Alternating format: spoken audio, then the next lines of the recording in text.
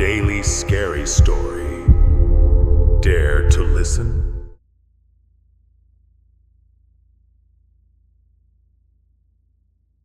The road into Dreary Hollow was shrouded in a thick, impenetrable fog that seemed to cling to Clara Thompson's car like a shroud. As she drove, the decaying buildings loomed ominously on either side, their silhouettes painted in muted grays and sickly yellows under the overcast sky. Clara, a journalist known for her tenacity, felt a shiver of unease creep down her spine. Clara had come to Dreary Hollow to investigate the elusive silent celebration, an annual festival wrapped in mystery. The townspeople were notoriously tight-lipped about it, sharing little more than whispered hints at its significance.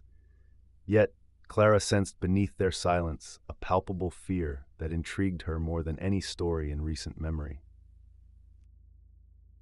Her first stop was the town hall, a crumbling structure barely standing, where she hoped to meet Mayor Lewis Hargrove. The mayor, a man whose eyes seemed to carry the weight of the town's secrets, greeted her with a curt nod. His voice was low, as if afraid of being overheard, even by the walls. "We honor the silence because we must," he said cryptically, adjusting his glasses with a trembling hand. "To do otherwise invites consequences." His evasive answers did little to quell Clara's curiosity, but hinted at a deeper, darker truth she was determined to uncover. That evening, Clara wandered through the town. Every door was shut tight, windows dark, and the air buzzing with a tension as thick as the fog. It was as if the entire town held its breath, waiting for something unseen to pass by. As night fell, Clara's footsteps echoed louder than she liked. The streets were empty, save for shadows cast by flickering lamplights, ghostly figures in the mist. She could feel them watching, though she saw no one. In the heart of the town square, Clara stumbled upon the festival site, a circle of stones that exuded an ancient, foreboding energy. At its center stood an altar, adorned with symbols she did not recognize, painted in eerie yellows visible even in the low light. Clara's heart raced as she documented the scene, her mind racing with possibilities. Suddenly, Clara felt a chill pass through her, as if the very air had turned against her. She heard a whisper, carried by the wind, a voice not of any living being. It spoke her name, urging her to leave before it was too late. Ignoring the warning, Clara stayed, drawn inexplicably to the altar. As midnight approached, the fog thickened, and a silence so profound descended that even her heartbeat seemed loud. The stones around her pulsed with an unearthly light, casting long shadows that danced grotesquely. The ground beneath Clara trembled, and from the silence, an entity emerged.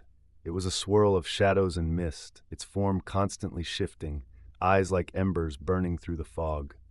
The townspeople, once hidden, now appeared at the edges of the square, their faces masks of dread. Mayor Hargrove stepped forward, his old eyes weary but resolute. "We do this to protect ourselves," he declared, his voice carrying an authority born of necessity and fear. The entity fed on their helplessness, growing stronger with each passing moment of silence and submission. Realization dawned upon Clara. The silent celebration was not a tradition, but a sacrifice. The entity demanded their silence, their fear, to maintain its dominion over Dreary Hollow. Inadvertently, she had strengthened it by her refusal to participate in the town's complicit quiet.